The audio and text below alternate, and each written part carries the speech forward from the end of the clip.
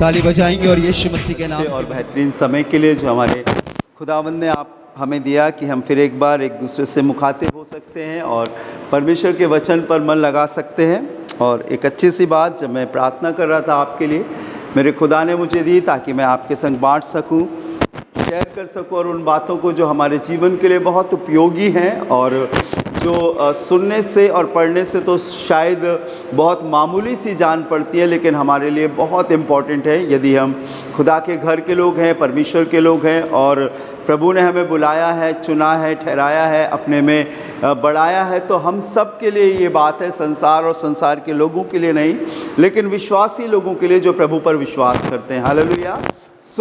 आइए खुदा के कलाम की ओर चले। मेरे संग एक अध्याय निकालें जो आपको मिलेगा भजन संहिता उसका 33 अध्याय, 33 चैप्टर वर्स 11। आप निकाल सकते हैं भजन संहिता 33 अध्याय और उसका 11वां पद। हर मनुष्य जो इस दुनिया में रह रहा है, अपने जीवन को आगे बढ़ा रहा है, चाहे वो अदना हो या आला हो, छोटा हो या बड़ा हो, उम्र की किसी भी दहलीज का वो शख्स हो, हर मनुष्य के दिमाग में, मन में कोई ना कोई प्लानिंग्स होती है, योजना होती है। और अगर आज भी आप यहाँ पर आए हैं तो कुछ ना कुछ सोच कर आए हैं, ऐसे ही नहीं कि हम एक रूटीन वर्क पूरा कर रहे हैं, लेकिन दिमाग में बहुत सारी ख्वाहिशें, बहुत सारी इच्छाएं होती हैं कि मनुष्य अपने जीवन को ऐसा बनाए, ऐसा बनाए, प्लानिंग करता है शुरू से लेकर अपने जीवन के अंत तक के लिए। मैं एक 98 साल के शख्स से मिला जो अपने आप कोई काम नहीं कर सकते, उनके पास एक उनकी देखभाल करने के लिए, उनकी खाना देने के लिए, उन्हें वॉशरूम ले जाने के लिए एक शख्स वहाँ पर रहते हैं। लेकिन जब मैं उनसे मिला, उनके संग बैठा, कुछ समय बिताया, मैंने उनके जीवन के अनुभव को मैं सुनना चाहता था, तब वो बात में बहुत सारी बातें उन्होंने अपने 98 साल के उन समय की बताई कि मैं बहुत कुछ करना तो चाहता था, मेरी इच्छा तो ये थी और मेरे जीवन में ये सारी चीज़ें मैं चाहता था कि हो जाए, लेकिन सब चीज़ें पूरी नहीं हुई। वो एक बाइबल कॉलेज से बहुत अच्छे ट्रेंड शख्स थे, वो शादी करना चाहते थे लेकिन उनकी शादी नहीं हुई। उनके पास खूब सारी ज़मीन जायदाद है, सब कुछ है, लेकिन हर प्लानिंग, हर योजना पूरी नहीं हुई। और उम्र की इस दहलीज पर पहुंचकर जब वो 98 साल के हो गए हैं, अभी भी उनके मन में योजना बनाना या प्लानिंग करना या युक्ति करना या किसी चीज़ को सजोकर आगे की प्लानिंग करना ख़त्म नहीं हुआ है। एक छोटा बच्चा हो, एक जवान हो, एक बुज़ुर्ग हो, एक महिला हो या एक पुरुष हो, हर मनुष्य अपने मन में कोई ना कोई योजना बनाता है। आपने भी बनाई होगी और शायद विक्की ने गाना भी सुना होगा कि पापा कहते हैं बड़ा नाम करेगा। सब लोग अपने बच्चों के लिए, अपने जीवन के लिए कोई ना कोई योजना ज़रूर बनाता है और कोई भी यहाँ पर शख्स ऐसा नहीं बैठा जिसने प्लानिंग नहीं करी है। और आज भी प्लानिंग कर रहे हैं, आज भी सोच रहे हैं, आज भी आगे बढ़ने के लिए अपने दिमाग में बहुत कुछ प्लान कर रहे हैं। लेकिन मैं आपको बताना चाहता हूँ, प्रभु आपको अपने पास ले आया है, प्रभु ने आपको अपने घेरे में ले लिया है। आप प्रार्थना करने वाले, आप वचन पढ़ने वाले, आप अपना समय, आप अपना पैसा, आप अपना श्रम, ताकत प्रभु को देने वाले लोग हैं। और कहीं ना कहीं आपके जीवन में ये एहसास है कि मेरा प्रभु मेरे लिए अच्छा करेगा, ठीक है ना, मेरा प्रभु मुझे आगे बढ़ाएगा। पर प्रियो, सत्य बात है, इसे कोई नहीं टाल सकता परमेश्वर की युक्ति को। पढ़ेंगे बेटा मेरे लिए भजन संहिता 33 अध्याय उसका 11वां पद। यहोवा या परमेश्वर, जैसे आप सभी जानते हैं, यीशु मसीह का पुराने नियम में जो नाम था वो यहोवा था, ठीक है ना। यहोवा की युक्ति सर्वदा स्थिर रहेगी, उसके मन की कल्पनाएं पीढ़ी से पीढ़ी तक बनी रहेंगी। इस बात को हमें जानना है, इस बात को हमें समझना है, बहुत गौर से इस बात पर अपने पूरे भरोसे को लेकर आना है कि जो कुछ हमारे इस दुनिया में आने से पहले प्रभु ने हमारे लिए तैयार किया है वही पूरा होगा। आज का दिन, आज का समय, आपका पूरा जीवन, आपकी पूरी उम्र, जब ये सृष्टि भी नहीं बनी थी, परमेश्वर के नॉलेज में, परमेश्वर के मन में थी। और उसे मालूम था कि एक दिन आराधना इस दुनिया में आएगी, उसे मालूम था कि एक दिन विक्की इस दुनिया में आएगा, उसे मालूम था कि एक दिन पास्टर राजू इस कलाम को खुदा के लिए, खुदा की महिमा के लिए शेयर करेंगे। सब कुछ उसके दिमाग में था और जिसे उसने समय दर समय पूरा करके इस माहौल को बनाया। हालेलुया। ये परमेश्वर की योजना है, ये परमेश्वर की युक्ति है, ये परमेश्वर की ओर से है। संसार इस जगह से आप बाहर निकल जाएं, आपको ऐसी बातें नहीं मिलेंगी, ना दुकान में, ना मकान में, ना किसी से। लेकिन जब आप खुदा के पास आओगे, प्रभु अपनी बातों को अपने लोगों पर रखता है, प्रकट करता, मेरे बेटे मेरी बेटी, जो कुछ तू अपने जीवन में प्लानिंग कर रहा है बहुत अच्छी बात है, लेकिन मैंने तुझे बनाया है, मैंने तुझे चुना है, मैंने तुझे बुलाया और मैंने तेरे लिए एक योजना बनाई है, एक युक्ति मैंने तेरे लिए बनाई, एक कल्पना मेरे दिल में तेरे लिए है। तू मत घबरा, तू इधर उधर की मत सोच, जो जिम्मेदारी तेरी उसे वफादारी से पूरा कर। अगर पढ़ाई की है, अगर काम की है, अगर आराधना की है, अगर परमेश्वर की सेवकाई की है, उसे पूरी वफादारी से कर और मेरी निगाह तुझ में, उस लॉट से, उस रास्ते से इधर उधर मत जा, उस काम को ईमानदारी से कर। मैं आपको बताना चाहता हूँ, जो योजना उसने सृष्टि बनने से पहले आपके लिए करी थी वो पूरी करेगा। Hallelujah, hallelujah. पढ़िएगा, एक आयत बहुत अच्छी सी है प्रभु के कलाम की, निकालिएगा मेरे संग, नीति वचन उसका 21वां अध्याय, प्रोवर्ब चैप्टर 19, नीति वचन 21 और उसका 19 और उसका 21वां पद पढ़िएगा। हाँ, 19 अध्याय 21 पद। मनुष्य के मन में बहुत सी कल्पनाएं, मनुष्य के मन में बहुत सी कल्पनाएं होती है। एक योजना नहीं होती है, एक प्लानिंग नहीं होती है, बहुत सी योजनाएं होती हैं। जो उसके मन को भाता है या उसकी आंखों से वो दृष्टि करता है, वो वैसे ही प्लानिंग कर लेता है। घर से खाना खा के निकला है, लेकिन जब रास्ते में वो पानी की टिकिया देखता है तो दिमाग में करता, चलो थोड़ा सा ये पी ले, थोड़ा और आगे बढ़ा, उसे मोमोज पसंद है, उसने ये किया। बहुत कुछ उसके जीवन में अदलता बदलता है, योजनाएं होती हैं। और क्या लिखा है, मनुष्य के मन में बहुत सी कल्पनाएं तो होती हैं,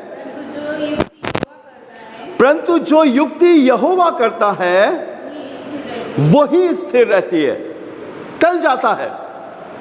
कई बार आपने सुना होगा, कई बार आपने एहसास किया होगा या बोला होगा, हमने सोचा तो ऐसा था लेकिन ये हो नहीं पाया।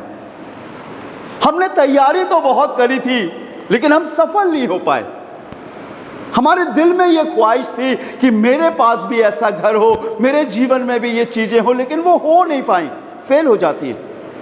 लेकिन बाइबल बताती है, खुदा के कलाम में, जो युक्ति यहोवा करता है वो स्थिर रहती है। और उसने आपके लिए जो योजना, जो युक्ति बनाई है, वो आज और कल की नहीं है। बाइबल बताती है, वो मनुष्य नहीं जो कहकर बदल जाए, वो इंसान नहीं कि विचारों को बदले, वो एक अलग सामर्थ है। पढ़िएगा, थोड़ा सा अच्छा लगेगा। यशाया उसका 46 चैप्टर वर्स 10, सब लोग पढ़ें, जो भी बाइबल लाया है निकालें। यशाया 46 वर्स 10। वेरी गुड बेटा। मैं तो अंत की बात आदि से, आदि और अंत समझते हैं, आदि अर्थात जब सृष्टि बनी थी। क्या लिखा है, मैं अंत की बात कब से, आदि से, शुरुआत से उसने आपके लिए एक योजना बनाई है। ये जो आज का समय मेरे और आपके जीवन में चल रहा है, ये मेरे और आपकी लियाकत के द्वारा नहीं है। कुछ ही दिन की बात बताऊं, मेरे पास एक फोन आया और एक शख्स बहुत रोने लगा, बहुत रोने लगा। कह रहा, भैया दुआ करो, भैया दुआ करो, उसने सल्फास की 9 गोलियां खा ली हैं और हम मेडिकल में हैं, प्रार्थना करो कि वो बच जाए। नहीं बचा। कुछ समय के बाद फोन आया, वो खत्म हो गया। जब उसकी मिट्टी मेडिकल में थी, पोस्टमार्टम के लिए रखी हुई थी, मैं उनके घर गया, मैंने कहा मिलूं, तसल्ली दूं, प्रार्थना करूं। और जब मैं वहां बैठा तो बहुत सी महिलाएं थी, हिंदू समाज का वो लड़का, बहुत सी महिलाएं थी, रो रही थी, विलाप कर रही थी और ये सोच रही थी ये कैसा हो गया। किसी एक शख्स की कमी देखकर उस पर एंगल कर रहे थे कि इसकी वजह से इसने किया। नहीं, हमें नहीं मालूम है कि कल क्या होने वाला है। जब उसकी माँ से मैंने बात करी, वो सिसक सिसक के रो रही थी, बहुत पीड़ा में थी और वो बार बार कह रही थी, भैया देखो ये क्या हो गया, भैया देखो ये क्या हो गया। बहुत कुछ है, हम जो सोच रहे हैं हमें नहीं मालूम कि कल क्या होने वाला है, लेकिन परमेश्वर को मालूम है कि कल क्या होने वाला है। जिस राह पर हम चल रहे हैं, बाइबल बताती है, अगर बच्चों पढ़ो आप तो निकालो जल्दी से, नीति वचन 14वां अध्याय, और मैं सोचता हूँ 12वां पद होगा उसका। नीति वचन 14वां अध्याय 14 चैप्टर वर्स 12 पढ़िएगा। नीति वचन कौन सा अध्याय पढ़ रहे हैं? 12-14 पढ़िए, 12वें अध्याय का 14वां पद जी। सज्जन अपने वचनों के फल के द्वारा जी तृप्त होता है। मैं सोचता हूँ शायद ये वाली आयत नहीं है, नीति वचन उसका 12-12 पढ़िए, 12-12।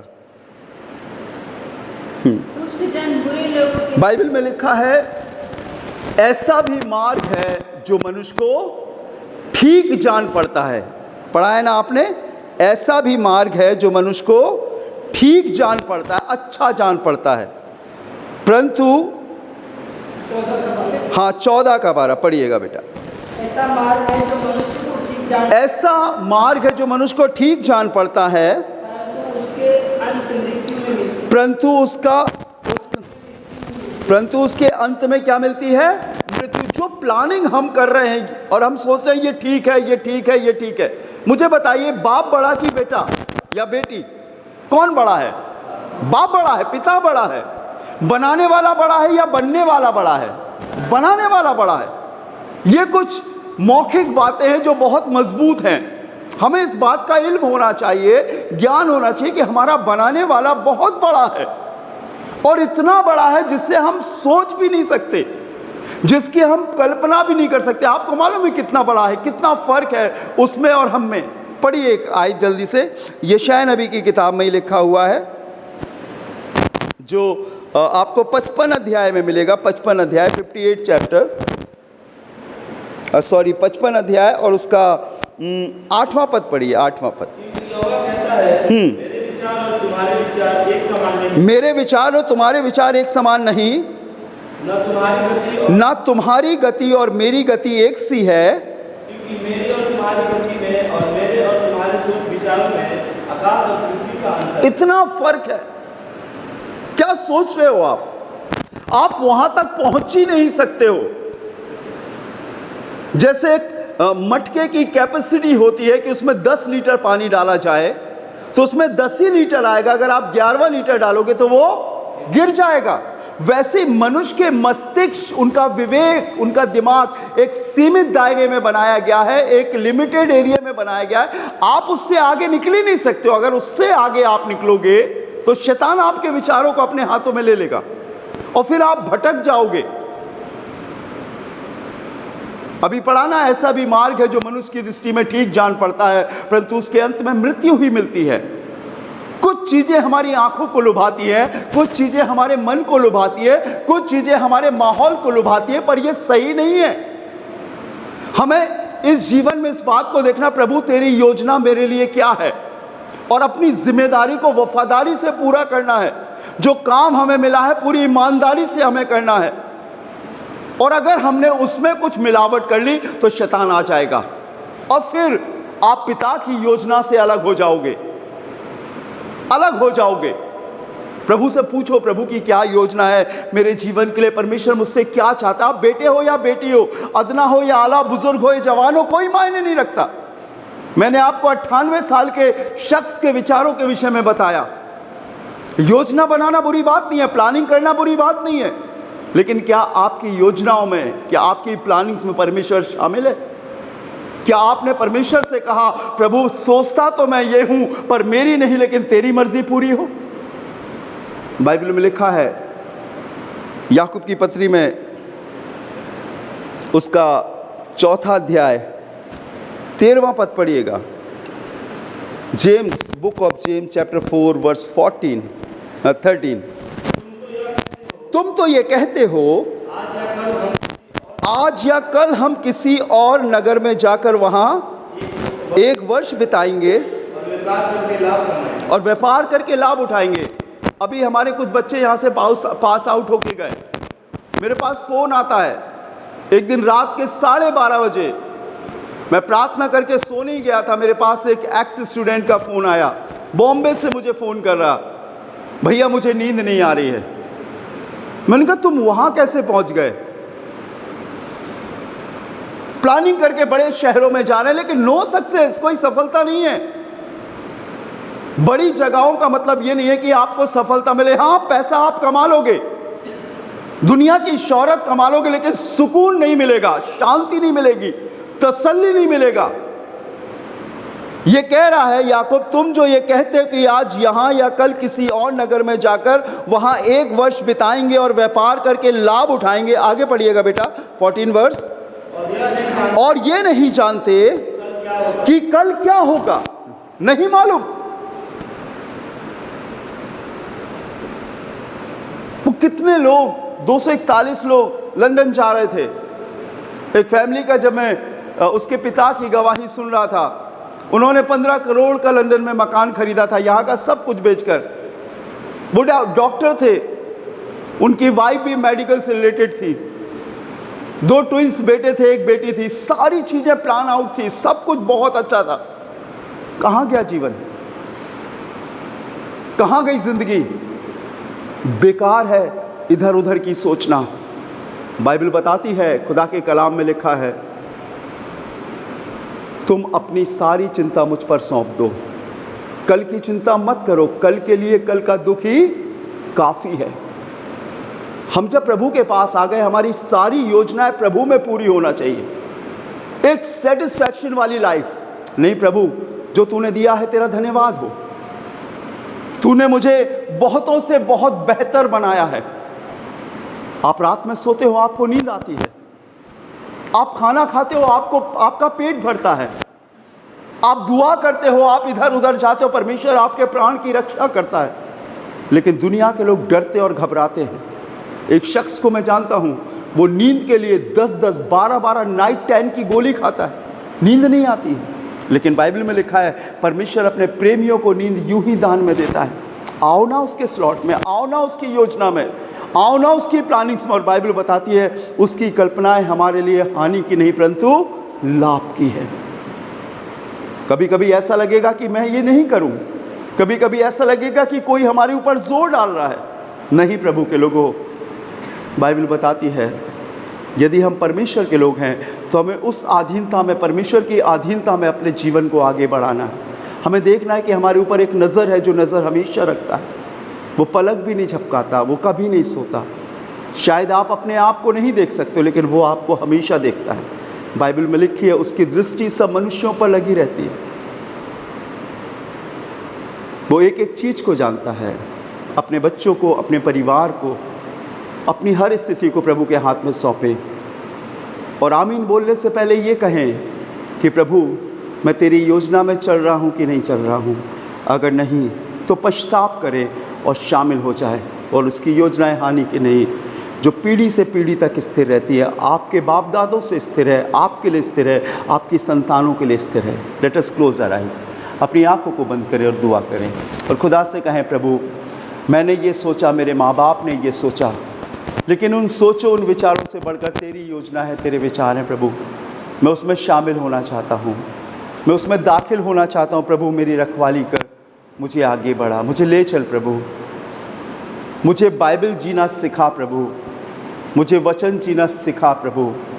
मैं किसी और की तरह नहीं, लेकिन मैं तेरी तरह बनना चाहता और चाहती हूँ। अंश बाई अंश, धीरे धीरे अपने कामों में, अपने विचारों में, अपने उठने बैठने में, अपने देखने में, अपने कार्यशैली में प्रभु मैं आप सा हो सकूं। कोई और एम ना हो आपका, एक ही एम हो, एक ही उद्देश्य हो, वो हो यीशु मसीह। और वो आपके जीवन को सोड़ ले जाएगा जिसके लिए उसने आपको इस दुनिया में रखा है। आप कभी मोहताज नहीं होगे, आप कभी चिंतित नहीं होगे, आप कभी ये सवाल खड़ा नहीं करोगे कि ये कैसे होगा। आप सिर्फ एक ही बात कहोगे, मेरा प्रभु नियत समय पर, सही समय पर मेरे लिए वो चीज़ पूरी करेगा। प्रभु मैं प्रार्थना करता हूँ तेरे बेटे और बेटियों के लिए और हर एक उस शख्स के लिए प्रभु जिनके कानों में ये कलाम जाएगा और जो सुन रहे हैं प्रभु। खुदावंद तेरे को समझने की शक्ति दे प्रभु जी, तुझे जानने की शक्ति दे प्रभु।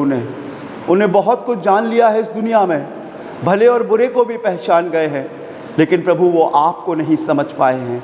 आज मैं प्रार्थना करता हूँ यीशु जी, इनकी रक्षा कर, इनकी रखवाली कर, इनके मन को, इनके विचारों को, इनके विवेक को अपनी ओर लगा खुदा, ताकि ये तेरी गहराई को समझ सके, ये समझ सके एक पिता की योजना को, ये समझ सके प्रभु कि आप इनसे कितना प्यार करते हैं, ये समझ सके कि प्रभु आप इनके लिए दुनिया में आए हैं, आपने जान दी है प्रभु, आप जी उठे और आप फिर आने वाले हैं प्रभु लेने के लिए। प्रभु मैं चाहता हूँ हर सुनने वालों को एक समझ के साथ आगे बढ़ा प्रभु। दुनिया में रहें, दुनिया में रहकर अपने आप को आप में बढ़ाएं, लेकिन दुनिया में शामिल ना हो प्रभु। इनके काम पवित्र हो, इनकी बातें पवित्र हो, इनका चलना फिरना पवित्र हो, और प्रभु दिन प्रतिदिन ये आपकी सामर्थ्य से परिपूर्ण होते जाए। हर एक की रखवाली करना आज के दिन प्रभु। मैं सभी को तेरे हाथों में सौंपता हूँ, अपने स्टाफ को, बच्चों को, स्टूडेंट्स को, टीचर्स को प्रभु जी, डॉक्टर्स को, हर क्लास के वर्कर को प्रभु जी, भैया को, दीदी को, शिनू भैया को खुदावन अपनी अगुवाई में लेकर चल खुदावन।